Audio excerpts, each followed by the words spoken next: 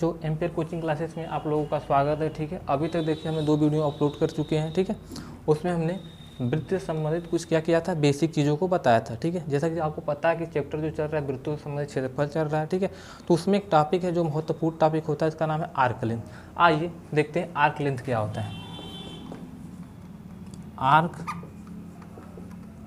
Length चाप की लंबाई। देखिए, ये आपका वृत्त है, ये आपका सेंटर O है, ये क्या है, रेडियस है, ये भी क्या है, आपका रेडियस है। अगर थीटा एंगल सेंटर बन रहा हो ना, तो ये जो छोटे वाले बाउंड्री को, ये छोटे वाला बाउंड्री, इसी को हम क्या बोलते हैं, आर्क लेंथ। आर्क लेंथ मतलब क्या है, यह चाप की लंबाई है। ध्यान दीजिएगा, चाप की लंबाई में कौन सा लंबाई है, लघु चाप की लंबाई है। लघु चाप की लंबाई, लघु चाप की लंबाई निकालने का जो सूत्र होता है वो कितना होता है आपका, थीटा अपान 360 इंटू कितना है बालक, 2 पाई आर होता है आपका। लघु चाप की लंबाई को बोलते हैं हम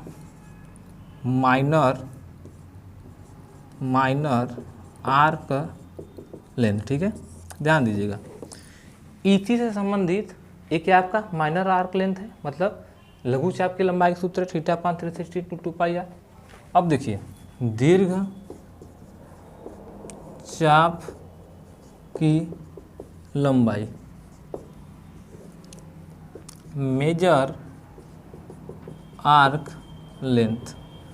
मेजर आर्क लेंथ कैसे निकाला जाता है, ठीक है। देखिए, ये रेडियस है आपका, ये भी रेडियस है, थीटा एंगल बन रहा है। ठीक है, इस वाले पोर्शन को, जो बड़े वाले पोर्शन को, इसको क्या बोलेंगे हम, मेजर आर्क लेंथ करते हैं। दीर्घ चाप की लंबाई बोला जाता है। और जो दीर्घ चाप की लंबाई निकालने का सूत्र होता है, कितना होता है, 360 माइनस थीटा अपान 360 इंटू कितना होता है आपका, 2 पाई आर होता है ना। आप जानते हैं पाई की वैल्यू क्या होता है, और जानते हैं आप, ये भी जानते हैं आर क्या है। ठीक है, ध्यान दीजिएगा। ठीक है, इसके बाद कुछ चीज़ें ऐसी हैं जो आपको बताना बहुत महत्वपूर्ण चीज़ें होती हैं। ठीक है, इसको हम डिस्कस करते हैं। ठीक है, तब तक आप इसको क्या कीजिए, नोट कीजिए। आइए, ठीक है, फिर देखते हैं क्या होता है, सेगमेंट क्या होता है ना। आइए, सेगमेंट इसको बोला जाता है वृत्तखंड। तो ध्यान दीजिए, वृत्तखंड क्या होता है आपका, ये आपका सर्किल है, ये आपका क्या है, सेंटर है। इस वाले पार्ट को, ये जो लाइन है, इस लाइन को हम क्या बोलते हैं, कार्ड बोलते हैं। क्या बोला जाता है, कार्ड। ठीक है, ध्यान दीजिए, ये क्या है, रेडियस है, ये क्या है आपका, ये रेडियस है, ये आपका क्या है, रेडियस है।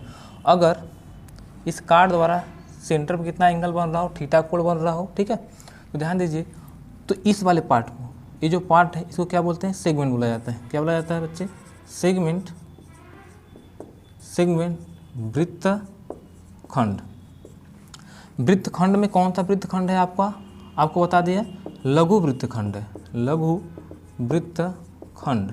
ठीक है, माइनर सेगमेंट है। ठीक है, अगर हमको लघु वृत्तखंड का क्या निकालना पड़ गया, क्षेत्रफल निकालना पड़ गया, इसका लघु वृत्तखंड का क्षेत्रफल, area of minor segment. Area of minor segment, लघु वृत्तखंड का क्षेत्रफल कितना होता है, आपको बता दें, theta upon 360 into pi r square minus 1/2 r square sine theta होता है। क्या होता है, लघु वृत्तखंड का क्षेत्रफल निकालने का फार्मूला कितना होता है, theta upon 360, theta upon 360 into pi r square minus 1/2 r square sine theta. ठीक है, आपको कोड दिया जाएगा। ठीक है, आर तो पता है आपको, आर क्या होता है, त्रिज्या होता है। पाई क्या होता है, अचर पर, इसकी वैल्यू 22/7। ठीक है, या तो 3.14। अगर गिवन होगा तो 3.14 पुट करेंगे, अगर नहीं गिवन होगा तो 22/7 पुट करेंगे। ठीक है, तो देखिए आपको समझ में आए, ये जो पोर्शन है, ये जो छोटा सा पोर्शन है, इस पोर्शन को क्या बोला जाता है, वृत्तखंड बोला जाता है। और छोटा वाला पोर्शन है, इसलिए लघु वृत्तखंड के नाम पे जाना जाता है, जिसको हम बोलते हैं माइनर सेगमेंट। और लघु वृत्तखंड का जब क्षेत्रफल निकालने के लिए बोलेगा आपसे तो फार्मूला क्या होता है, theta upon 360 into pi r square minus का 1/2 आर स्क्वायर कितना होता है, साइन थीटा। तो आपको पता होना चाहिए साइन थीटा की value, sine 0 degree value, sine 0 degree value कितना होता है, 0 होता है। साइन 30 की वैल्यू कितना होता है, 1/2 होता है। साइन 45 की वैल्यू कितना होता है, 1/√2 होता है। साइन 60 की वैल्यू कितना होता है, रूट में 3/2 होता है। और साइन 90 की वैल्यू क्या होता है, 1 होता है। ठीक है, तो ऐसे हम क्या करेंगे, वैल्यू पुट करके सेगमेंट का निकाल लेंगे एरिया, किसका, लघु वृत्तखंड का। अब ध्यान दीजिएगा, अगर हमसे क्वेश्चन में पूछा जाए कि दीर्घ वृत्तखंड का क्षेत्रफल निकालने का सूत्र ना, मेजर सेगमेंट निकालने का सूत्र या दीर्घ वृत्तखंड का क्षेत्रफल निकालने का सूत्र क्या होता है, तो सर्कल, एरिया ऑफ सर्कल में से क्या घटा देंगे आप, minus area of minor segment. ठीक है, जब कभी भी आपको दीर्घ वृत्तखंड का क्षेत्रफल निकालना होगा, मेजर सेगमेंट का क्षेत्रफल निकालना होगा, तो आप एरिया ऑफ सर्कल मतलब वृत्त का क्षेत्रफल में से क्या घटा देंगे, लघु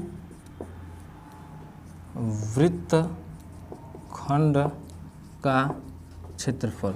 ठीक है,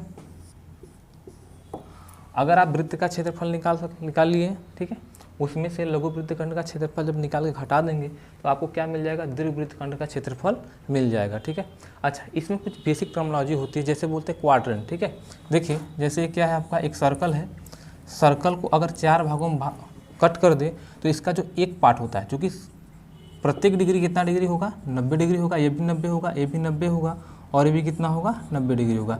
इसके एक पार्ट को, सर्कल के 1/4 हिस्से को बोला जाता है क्वाड्रेंट, जिसको बोलते हैं चतुर्थांश।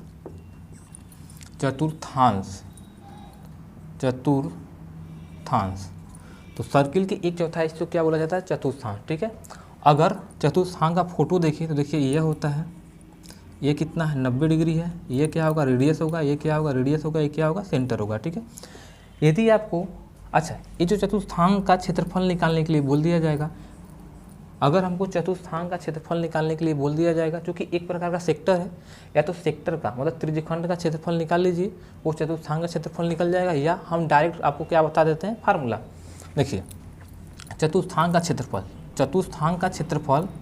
निकालने,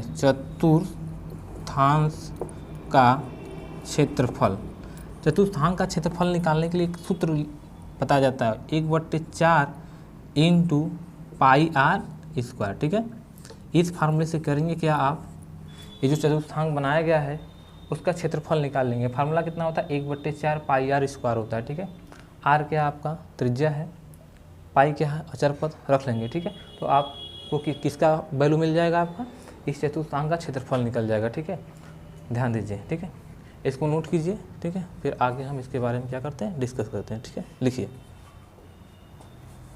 ठीक है, आइए इसमें देखते हैं, इस चैप्टर में कुछ नोट की हमको आवश्यकता पड़ेगी। ठीक है, जो हमको क्वेश्चन में सॉल्व करने के लिए क्या करेगा, हेल्पफुल करेगा या मदद करेगा। ठीक है, तो देखिए नोट नंबर पहला, समकोण त्रिभुज क्या होता है, देखिए ध्यान से, ये क्या आपका समकोण त्रिभुज है, जिसमें एक कोण कितने डिग्री होता है, 90। सपोज कीजिए ए है, बी है, ये क्या है, सी है। ठीक है, तो इसमें पहला आता है कि समकोण त्रिभुज का क्षेत्रफल, समकोण त्रिभुज का क्षेत्रफल निकालने का सूत्र क्या होता है, वो होता है आपका 1/2 आधार गुणे ऊंचाई, 1/2 आधार गुणे ऊंचाई। समकोण त्रिभुज का क्षेत्रफल निकालने का जो सूत्र होता है 1/2 आधार गुणे ऊंचाई होता है। ठीक है, अच्छा, इसमें एक प्रमेय लगता है, उस प्रमेय का नाम क्या है, पाइथागोरस प्रमेय। देखिए पाइथागोरस प्रमेय क्या होता है, बहुत हेल्पफुल करता है। वो आपका होता है कोण का स्क्वायर बराबर लंब का स्क्वायर प्लस आधार का स्क्वायर।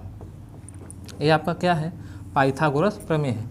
सिंपल भाषा में बोले तो कर्ण को के से लिखा जाता है तो के का स्क्वायर, लंब को लिखा जाता है एल से तो एल का स्क्वायर, आधार को लिखा जाता है ए से, तो क्या हो जाएगा आपका कर्ण का स्क्वायर बराबर लंब का स्क्वायर प्लस आधार का स्क्वायर। ठीक है, आपको याद क्या रखना है, समकोण त्रिभुज का क्षेत्रफल का सूत्र, पाइथागोरस प्रमेय। ठीक है, अब आइए नोट नंबर दूसरे की बात करते हैं।